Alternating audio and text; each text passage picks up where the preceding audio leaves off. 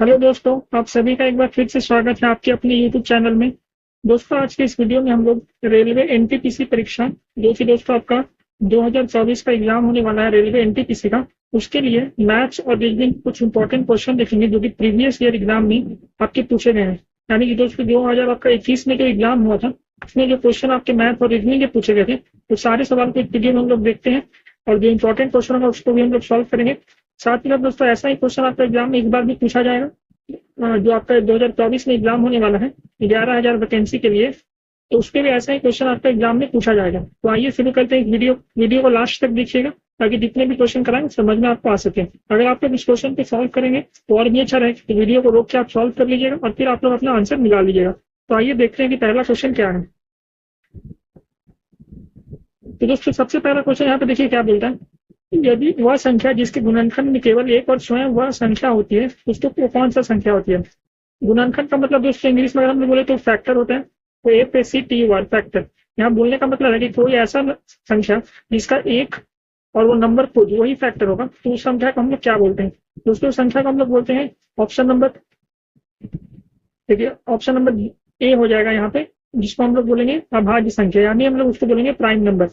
इसको हम लोग क्या बोलेंगे, अभाज्य संख्या। Option number A prime number. समझ में आ गया, जिसका फैक्टर का मतलब एक और वो नंबर खुद, मतलब जिसका दो ही फैक्टर होगा। जैसे कि एग्जाम्पल के लिए देखिए, एक एग्जाम्पल देते हैं यहाँ पे तो ज्यादा समझ में आएगा।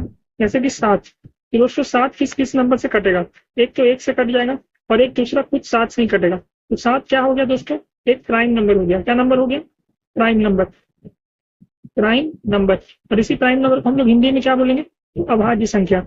अभाज्य संख्या किस ऑप्शन में, ऑप्शन नंबर 1 में, और ऑप्शन नंबर 1 आपका यहाँ पे सही आंसर हो जाएगा। तो इस क्वेश्चन इजी क्वेश्चन था। और अगर इसका एग्जाम्पल पूछे कि क्या क्या एग्जाम्पल हो सकता है, तो आइए थोड़ा एग्जाम्पल को भी देख लेते हैं जो अभाज्य संख्या का एग्जाम्पल हो जाएगा।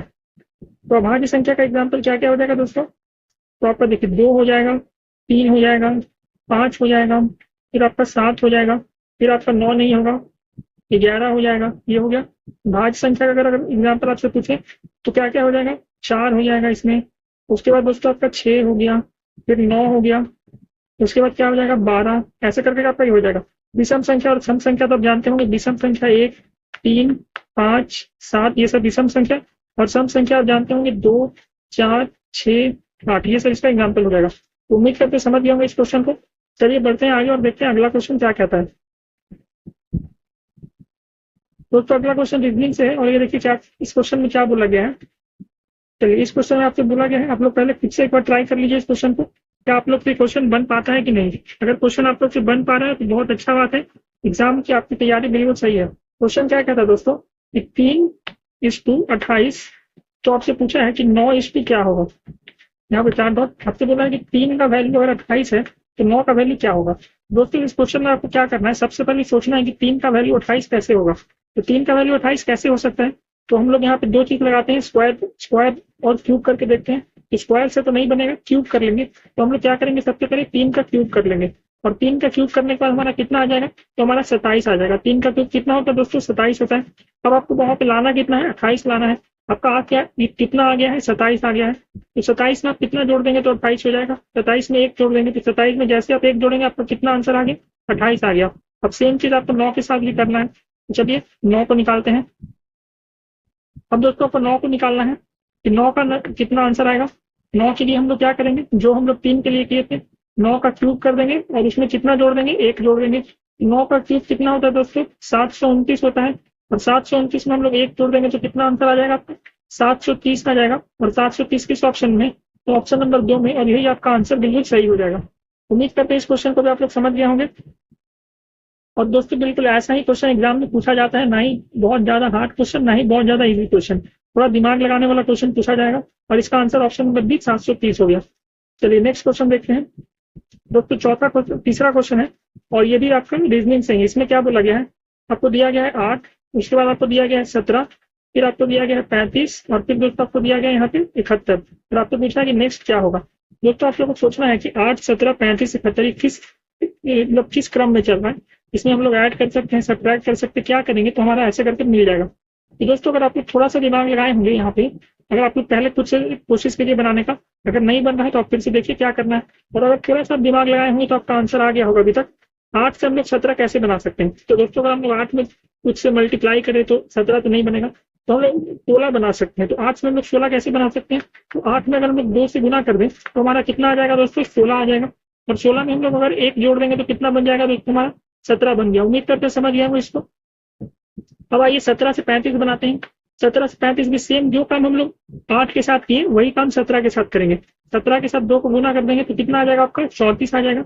और इसी 34 में दोस्तों आप फिर से क्या करिए? 1 जोड़ दीजिए तो आपका कितना बन जाएगा? 35 बन जाएगा। तो 35 आपको वहां दिया हुआ है। 35 के साथ 71 लाना है तो क्या करना है? 35 को भी 2 से गुना कर दीजिए। 35 को जब आप 2 से गुना करेंगे तो कितना आ जाएगा दोस्तों? आपका 70 आ गया।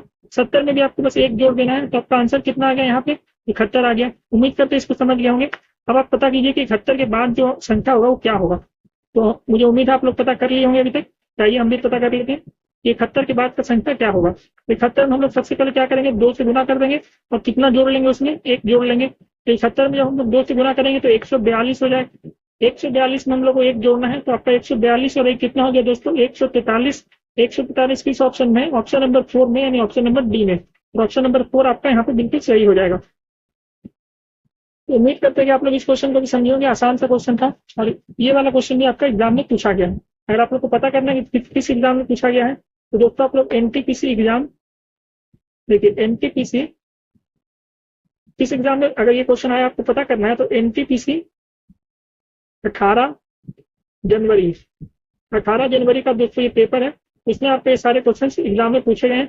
आप लोग इसको चेक कर सकते हैं। चलिए अगला क्वेश्चन देखते हैं। दोस्तों अगला क्वेश्चन देखिए यहाँ पे क्या है। देखिए जे का मान कितना दिया हुआ है दोस्तों? 25 दिया हुआ है। टॉपिक से पहले इस क्वेश्चन में क्या करना समझना है कि जे का मान 25 कैसे हो सकता है। जे को हम लोग 25 कैसे लिख सकते हैं दोस्तों? जे का नंबर अगर आप लोगों को पता होगा कि जे का नंबर कितना होता है। जे का नंबर दोस्तों होता है 10। तो हम लोग 10 को 25 कैसे बना सकते हैं? 10 को 25 क्या हम लोग कुछ क्या करेंगे तो 10 से 25 बन जाएगा। तो दोस्तों 10 से 25 बनाने के लिए आपको क्या करना है? 10 को 2.5 यानी 2.5 से मल्टीप्लाई कर देना है। जब हम लोग 10 को 2.5 से मल्टीप्लाई करेंगे तो हमारा कितना बन जाएगा? 25 बन जाएगा। यानी जो संख्या का नंबर है उसको हम लोग किससे मल्टीप्लाई कर देंगे? हाँ उसको हम लोग किससे मल्टीप्लाई करेंगे दोस्तों? देखिए 10 को हम लोग को 25 बनाना था ना, 25 बनाना था तो हम लोग क्या किए? 10 को क्या किससे मल्टीप्लाई कर दिए? 2.5 से मल्टीप्लाई कर दिए। और सेम काम इसमें चेक करके देखते हैं कि क्या ऐसा बन रहा है कि नहीं। चलिए देखते हैं कि जी का नंबर कितना होता है दोस्तों? गेम है ना जी। देखिए जी ए एम गेम है। जी ए में गेम दिया हुआ है।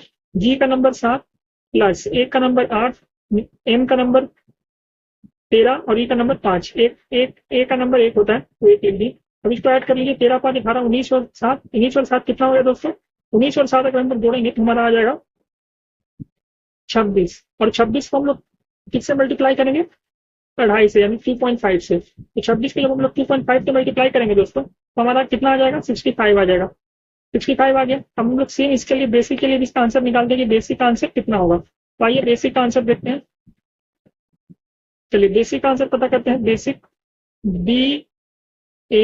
BASIC basic.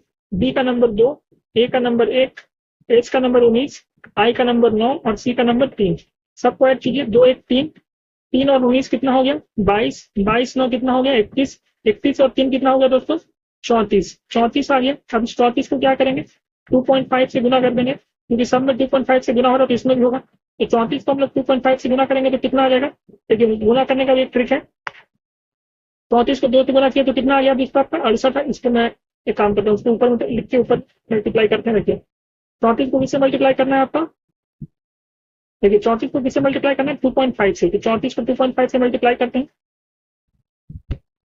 34 को कितने मल्टीप्लाई करना है? 2.5 से। सबसे पहले 2 से मल्टीप्लाई कर लेंगे तो कितना आ जाएगा? 68 आ जाएगा। 68 और 2 की 34 का आधा कितना होता है? 17। जोड़ दीजिए तो 68 और 17 कितना हो गया? 85। और 85 किस ऑप्शन में है दोस्तों? ऑप्शन नंबर 2 में। और यही आपका ऑप्शन सही हो जाएगा। उम्मीद करते हैं इस क्वेश्चन को भी समझ लिया होंगे। आइए देखते हैं 5वां क्वेश्चन। देखते 5वां क्वेश्चन क्या कहता है। 5वां क्वेश्चन टाइम एवरेज से कहा गया कि ए किसी काम को 6 ABC किसी काम को 6 12 और 24 दिनों में पूरा कर सकते हैं तो वे सभी मिलकर कितने दिन में इस काम को पूरा करेंगे? दोस्तों ए किसी काम को कितने दिन में पूरा कर रहा है? 6 दिन में। बी किसी काम को कितने दिन में पूरा कर रहा है? 12 दिन में। और सी उसी काम को कितने दिन में पूरा कर रहा है? 24 दिन में। तो दोस्तों आपसे पूछा क्या है कि सब मिलकर कब पूरा करेंगे? सबसे पहले टोटल काम निकालना है। कि टोटल काम निकालने के लिए तीनों का एलसीएम तीनों का एलसीएम कितना हो जाएगा यहाँ पे 120 हो जाएगा। अब आप लोग कर भी सकते हैं एलसीएम 120 आएगा, आप लोग ट्राई करके देख लीजिएगा। तो 6 अगर एक 120 काम को ए 6 दिन में कर रहा है तो एक दिन में कितना काम करेगा 20 काम करेगा। और बी 120 काम 12 दिन में कर रहा है तो एक दिन में कितना काम करेगा 10 काम। और 120 काम तो 24 दिन में कर रहा है, टोटल काम 120 हो गया ना। यहाँ पे मैं 120 लिख देता हूँ, 55 काम नहीं कर अच्छा इसकी दोस्तों 120 कितना काम आ गया टोटल, देखिए कितना आ गया दोस्तों 120 आ गया है। 120 टोटल काम 120 आया है। 24 काम कितना दिन में करेगा 5 काम, 5 दिन में, मतलब 120 काम 24 दिन में, तो एक दिन में 5 काम।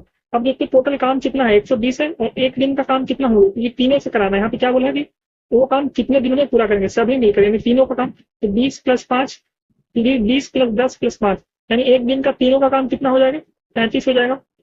यानी ए प्लस बी प्लस सी तीनों को मिला देंगे तो एक दिन में कितना काम होगा 35 काम। टोटल काम कितना कराना है 120। तो आइए पता करते हैं कितने दिनों में काम पूरा हो जाएगा। टोटल काम कितना हो गया दोस्तों 120 हो गया है। टोटल वर्क कितना हो गया आपका 120 हो गया है। टोटल वर्क कितना हो गया दोस्तों 120 और एक दिन का काम कितना हो जाएगा 35। किसका किसका काम है ये, तो ए का, बी का काम है और सी का काम, तीनों का। अब इसको हम लोग काट लेते हैं, तो 20 से काटेंगे ये 24 और ये हो जाएगा 60। अब दोस्तों इसको सॉल्व करेंगे आपको ऑप्शन नंबर बी आ जाएगा 3/7। अगर आप इसको सॉल्व करते तो आपका 24/7 ही आ जाएगा। तो उम्मीद करते इस क्वेश्चन को भी समझ लिया होंगे। आइए अगला क्वेश्चन देखते हैं। 7वां क्वेश्चन टाइम एंड वर्क से मोहन कमलेश से दुगुना दक्ष का है। दोस्तों मोहन कमलेश से दुगुना दक्ष का है, बोलने का मतलब कि मोहन जो है वो दुगना काम करता है कमलेश से। तो मोहन और कमलेश का रेशियो कितना हो गया दुगना दक्ष। तो मोहन और कमलेश का रेशियो 2:1 हो गया, यानी कमलेश एक काम करते हैं तो मोहन 2 काम।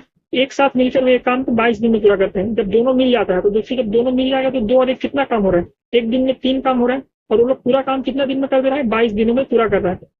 देखिए यहाँ पे देखिएगा तो कितना दिनों में पूरा कर रहे हैं 22 दिनों में। तो दोस्तों अगर एक दिन में 3 काम कर रहा है तो 22 दिन में कितना काम करेगा 22 × 3 यानी 66 काम, 66 काम। टोटल काम फिर कितना हो गया 66, 66 दिन में काम, फिर 66 काम है तो वो लोग 22 दिन में पूरा कर देंगे। अब आपसे पूछा गया है कि मोहन अकेले काम को कितने दिन में पूरा करेगा। दोस्तों टोटल काम कितना हो गया आपका यहाँ पे, देखिए टोटल काम कितना हो गया दोस्तों आपका यहाँ पे 66 हो गया। और आपसे पूछा क्या है मोहन कितने दिन में पूरा करेगा। मोहन एक दिन में कितना काम करता है 2, तो 66 काम कितने दिन में करेगा, तो 66 को 2 से डिवाइड कर देंगे, 33 आ गया। 33 किस ऑप्शन में, ऑप्शन नंबर सी में, और यही आपका ऑप्शन नंबर सी सही हो जाएगा। उम्मीद करते हैं इस क्वेश्चन को भी समझे होंगे। 7वां क्वेश्चन देखते हैं। 7वां क्वेश्चन दोस्तों इस बार थोड़ा रीजनिंग से है, मैथ पीरियड कह सकते हैं। यहाँ पे क्या दिया गया है 12:51, उसके बाद 4 तो प्रोपोर्शनल x:17। अब आपको बताना है कि x का वैल्यू कितना होगा। तो दोस्तों इस क्वेश्चन को सॉल्व करने का सबसे आसान तरीका देखिए क्या है। 17 का जो दोस्तों यहाँ पे एक चीज आप कर सकते हैं, देखिए एक चीज और आप कर सकते हैं कि जो आपका पहला वाला जो होता है दोस्तों, जो पहला वाला होता है यानी जो 12 का समझ है वो किससे हो जाएगा 17, यानी ये दोनों गुना हो जाएंगे और ये दोनों अपने में गुना हो जाएगा। तो हम लोग ऐसे लिख सकते हैं कि 12 × 17 / 51 × x, 51 × x। अब 51 × x लिख भी सकते हैं और नहीं भी लिख सकते, इसके बराबर आप लोग x कर दीजिए। x का मान कैसे निकालेंगे, तो 12 × 17, क्योंकि ये 12 और 17 अपने आप में गुना होगा और नीचे क्या आ जाएगा 51। 17 को 51 से 3 बार में काट देंगे और 3 से 12 को 4 बार में काट देंगे। तो दोस्तों x का वैल्यू कितना आ गया आपका 4, किस ऑप्शन में है 4, ऑप्शन नंबर 3 में, और यही आपका आंसर सही हो जाएगा।